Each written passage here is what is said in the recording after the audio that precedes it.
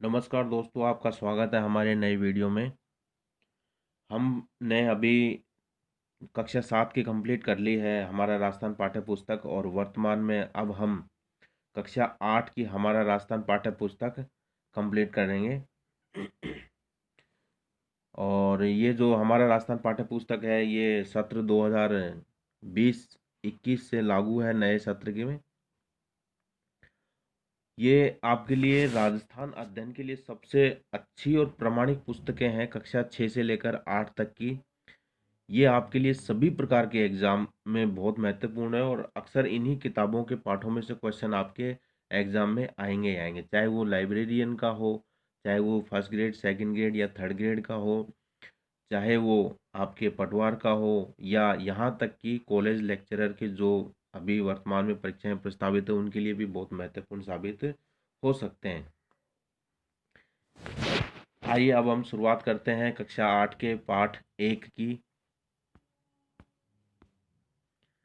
हमारी ये अनुक्रमणिका है, इसमें कुल आपके इस किताब में कुल 10 चैप्टर हैं। पहला है 18वीं सदी का राजस्थान, 1857 का स्वतंत्रता संग्राम राजस्थान, आधुनिक राजस्थान का निर्माण, जनसंख्या, उद्योग, परिवहन, पर्यटन, विकास योजनाएं, जन जागरण एवं सामाजिक सुधार हेतु राजकीय प्रयास, ग्रामीण शहरी प्रशासन राजस्थान में, कला संस्कृति।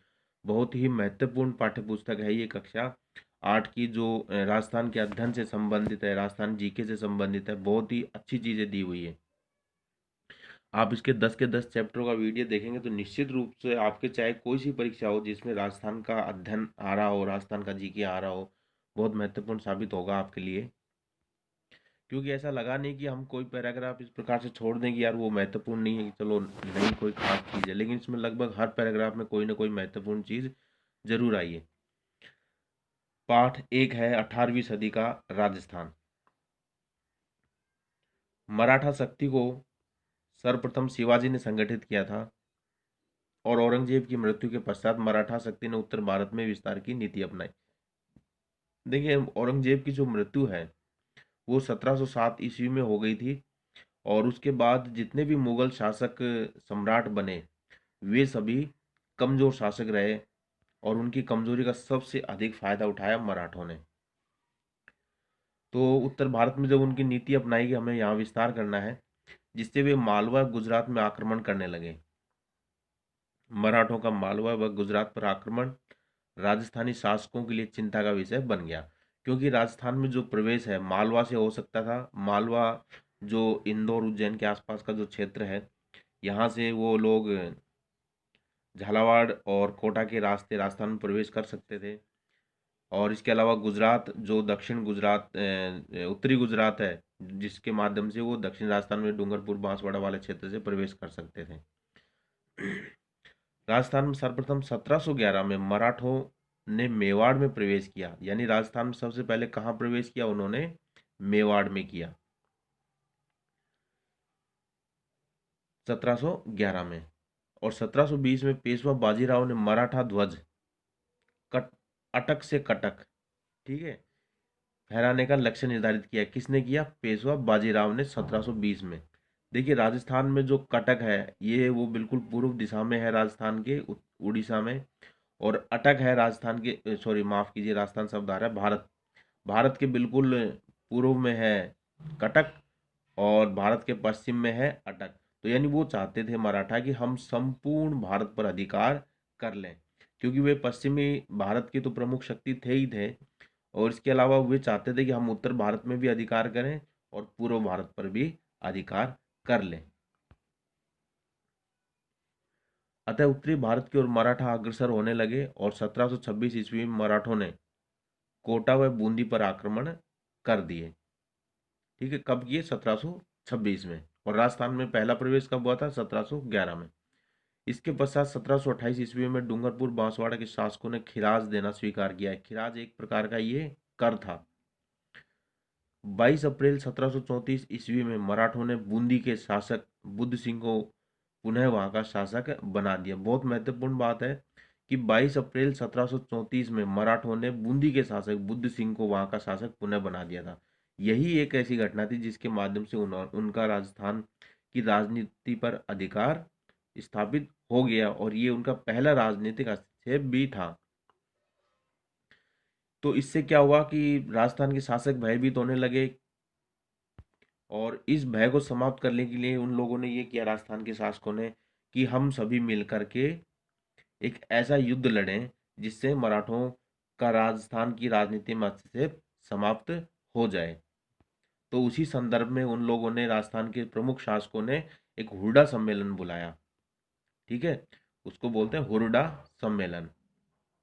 राजस्थान के राजपूत राजाओं ने मराठों की शक्ति को रोकने के लिए 17 जुलाई 1734 को हुरडा, जो कि भीलवाड़ा जिले में स्थित है, में एक सम्मेलन बुलाया। हुरडा सम्मेलन से संबंधित एग्जाम में बहुत बार क्वेश्चन पूछा जाता है, तो इसलिए याद रखना चाहिए आप सबको कि हुरडा सम्मेलन कब हुआ था? 17 जुलाई 1734। ठीक है, हुरडा जो कहाँ है? भीलवाड़ा में। और इस सम्मेलन की अध्यक्षता किसने की थी? मेवाड़ के महाराणा जगत सिंह द्वितीय ने की थी, जिसमें आमेर के सवाई जयसिंह, जोधपुर के अभय सिंह, नागौर के बख्त सिंह, कोटा के महाराव दुर्जन साल आदि शासकों ने इसमें भाग लिया था। यानी राजस्थान के प्रमुख शासक इसमें शामिल हुए थे इस सम्मेलन में। इस सम्मेलन में एक अहदनामा तैयार किया गया। अहदनामा का मतलब एक प्रकार का समझौता, जिसमें यह निश्चित हुआ कि सभी एक दूसरे के साथ मिलकर के रहेंगे। एक का शत्रु दूसरे का शत्रु और एक का मित्र दूसरे का मित्र माना जाएगा। कोई भी नई योजना सभी मिलकर निश्चित करेंगे और वर्षा ऋतु के पश्चात रामपुरा में सभी एकत्र होंगे, किंतु ये सभी शर्तें कागज तक ही सीमित होकर रह गई, इसकी कोई पालना नहीं हो पाई। ठीक है ना, क्योंकि 17 जुलाई में जब सम्मेलन हुआ उस समय बरसात का मौसम होता है और लगभग सितंबर के अंत में बरसात का मौसम समाप्त होता है। उन्होंने यही निश्चय किया कि जैसे ही बरसात का मौसम समाप्त होगा हम रामपुरा नामक स्थान पर एकत्रित होंगे, लेकिन ऐसा नहीं हो पाया। राजपूत शासक जाति, भाषा, रीति रिवाज, परंपरा की दृष्टि से समान थे, फिर भी उनमें एकता का अभाव था। आमेर के सवाई जयसिंह की उदासीनता व निर्णयों की अस्पष्टता ने मराठों के विरुद्ध नीति को असफल कर दिया। यानी सवाई जयसिंह ने उदासीन रहे इस मामले में कि हाँ, हमें एक प्रकार से गुट बनाना है राजपूत शासकों का जो मराठों का मुकाबला कर सके, तो इससे ये उदासीन रहे। और ये बड़े प्रमुख शासकों में से भी, राजस्थान के प्रमुख शासकों में से भी एक थे। इससे मराठों को राजस्थानी शासकों पर प्रभुत्व बढ़ता चला गया। पेशवा बाजीराव ने राजस्थान नीति का आकलन करने के लिए अपनी माता, यानी पेशवा बाजीराव की माता थी राधाबाई, उनको 1735 ईस्वी में राजस्थान में तीर्थ यात्रा पर भेजा। अपने माता के सम्मान सहित सकुशल लौट आने पर पेशवा बाजीराव अगले ही वर्ष राजस्थान के दौरे पर आए और यहाँ से चौथ वसूली की। चौथ वसूली भी एक प्रकार का ये कर होता है। तो देखिए, पेशवा बाजीराव ने अपनी माता को भेजा कि सकुशल लौट आएंगी, कोई विघ्न नहीं होगा, तो इसका मतलब है कि हमारा वहाँ प्रभुत्व है, कि वहाँ के शासक हमसे थोड़ा डरते हैं। यही सोच करके उन्होंने माता जी को भेजा और अगले वर्ष वो खुद गए और फिर वहाँ से वो चौथ वसूली करके लेकर आए। अब है राजस्थान के उत्तराधिकार संघर्ष में मराठा भूमिका। 1743 ईस्वी से 1750 ईस्वी के दौरान की प्रमुख घटनाएं। हम यानी राजस्थान में जो जो उत्तराधिकार यानी राजा नया बनता था उसमें भी वो हस्तक्षेप करने लग गए मराठे। इसमें प्रमुख है जयपुर उत्तराधिकार संघर्ष। उदयपुर के महाराणा अमर सिंह द्वितीय की पुत्री चंद्र कुंवर बाई का विवाह सवाई जयसिंह के साथ 1708 ईस्वी में इस शर्त पर हुआ कि मेवाड़ की राजकुमारी से उत्पन्न पुत्र ही जयपुर के सिंहासन पर बैठेगा। यानी ये वही महाभारत वाली भीष्म पितामह वाली जैसी स्थिति हो गई, लेकिन यहाँ कोई भीष्म बन नहीं पाया। 1743 ईस्वी में सवाई जयसिंह की मृत्यु हो गई। तब मेवाड़ की राजकुमारी चंद्र कुंवर बाई से उत्पन्न पुत्र माधो सिंह ने अपने मामा महाराणा जगत सिंह के सहयोग से सवाई जयसिंह के ज्येष्ठ पुत्र ईश्वर सिंह को चुनौती दी। मराठा सरदार मल्हार राव होलकर द्वारा माधो सिंह का पक्ष लिया गया। यानी यहाँ पर भी मराठे उत्तराधिकार संघर्ष में शामिल हो गए। ईश्वर सिंह व माधो सिंह के मध्य राजमहल और बगरू के युद्ध हुए। राजमहल वर्तमान में पड़ता है टोंक जिले में और बगरू पड़ता है वर्तमान में जयपुर जिले में, ये आसपास ही है। अपने सेनापति हरगोविंद नाटानी की कुटिलता के कारण ईश्वर सिंह को आत्महत्या करनी पड़ी। माधो सिंह मराठों के सहयोग से जयपुर का शासक बन गया। इस प्रकार से राजस्थान में जयपुर के रियासत के उत्तराधिकार संघर्ष में भी मल्हार राव जो होलकर थे मराठा शासक, उन्होंने भी हस्तक्षेप कर दिया। अगला है जोधपुर उत्तराधिकार संघर्ष, यानी जोधपुर रियासत में भी इन्होंने हस्तक्षेप किया। जयपुर की भांति जोधपुर में मराठों ने हस्तक्षेप किया। वहां भी राम सिंह और भक्त सिंह के मध्य उत्तराधिकार संघर्ष प्रारंभ हो गया। दोनों ही मराठा सहायता में जुट गए, यानी वो चाहते थे कि हमें यहाँ मराठा सहायता प्राप्त हो जाए।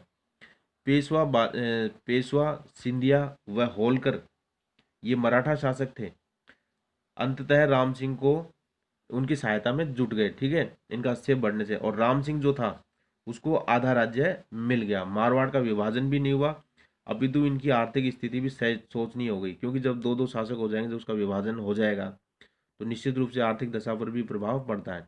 उनके व्यापार नष्ट हो गए, दिन प्रतिदिन वहां समस्याएं बढ़ने लग गई। आगे है मेवाड़ में उत्तराधिकार संघर्ष। जयपुर में हस्तक्षेप किया, जोधपुर में किया और उन्होंने मेवाड़ में भी किया। 1761 में महाराणा राज सिंह द्वितीय की मृत्यु होने पर हरि सिंह को मेवाड़ के राज सिंहासन पर बैठा दिया गया। इसके कुछ समय बाद मेवाड़ की गद्दी के भी दो दावेदार हो गए, एक तो हरि सिंह रहा और दूसरे रहे रतन सिंह। दोनों ने मराठों से सहायता प्राप्त करने के प्रयास किए। परिणाम स्वरूप गृह युद्ध में मराठा हस्तक्षेप होने लगा, जिससे मेवाड़ की सामाजिक, सांस्कृतिक, आर्थिक और राजनीतिक प्रगति के मार्ग अवरुद्ध हो गए। यानी यहाँ पर भी हरि सिंह और रतन सिंह के मध्य जब विवाद हुआ तो दोनों ही चाहते थे कि उन्हें मराठों का सहयोग प्राप्त हो जाए। राजस्थान के शासकों के पारस्परिक वैमनस्य के कारण मराठों का हस्तक्षेप बढ़ता रहा। अंततः यहाँ का विकास अवरुद्ध होने लगा।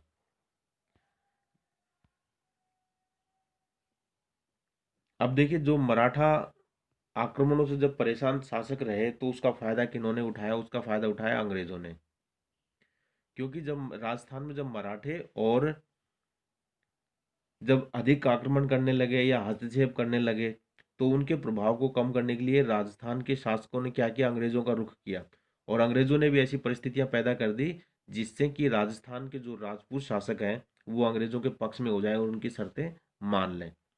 मुगल साम्राज्य के पतन और मराठों द्वारा फैलाई गई अराजकता से ने राजपूत शासकों, सामंतों तथा प्रजा में राजनीतिक, आर्थिक, सामाजिक अव्यवस्था उत्पन्न कर दी। ऐसी स्थिति में राजस्थान की तरफ अंग्रेजों का स्वाभाविक झुकाव हुआ।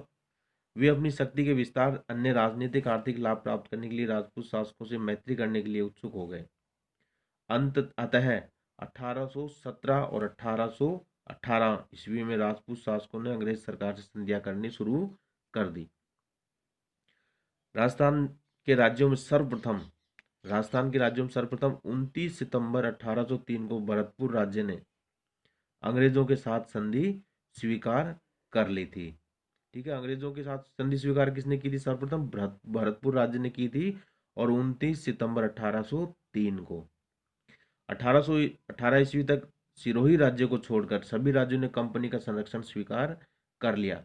केवल मारवाड़ के विरोध के कारण सिरोही से तत्काल संधि नहीं हो सकी, और 1823 ईस्वी में संधि पर हस्ताक्षर हुए। इस प्रकार अल्प समय में ही संपूर्ण राज्य जो राजस्थान था उस पर अंग्रेजों का अधिकार स्थापित अप्रत्यक्ष रूप से हो गया।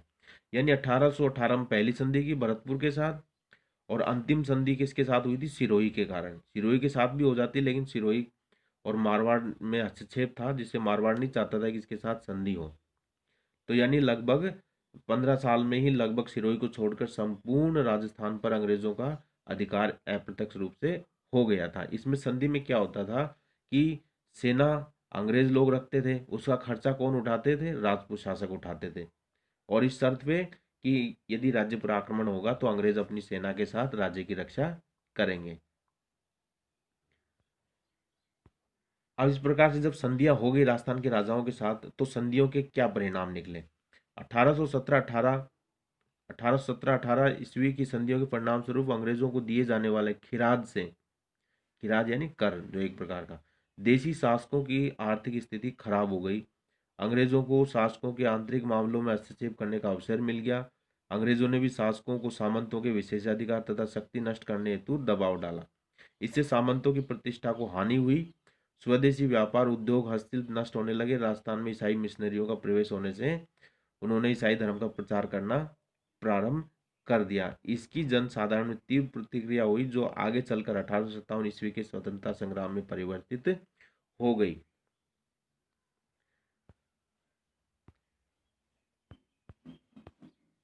ये आपके पाठ था कक्षा 8 का, हमारा राजस्थान पाठ्य पुस्तक से। पाठ के अंत में अभ्यासात्मक प्रश्न दिए हुए होते हैं। आपकी अधिक समझ के लिए ये मैंने डाला है।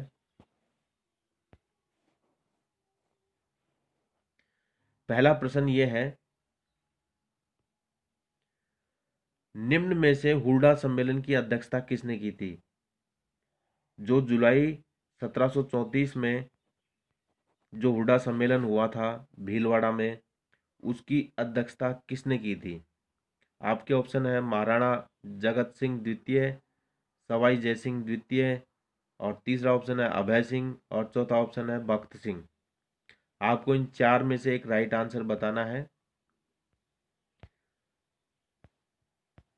और रिक्त स्थान भी आप यदि हल करते हैं तो बहुत बढ़िया, आपके अभ्यास के लिए बहुत अच्छा है। मराठा शक्ति को सर्वप्रथम संगठित किया था, अर्थात किस पेशवा ने संगठित किया था, आपको उसका नाम बताना है।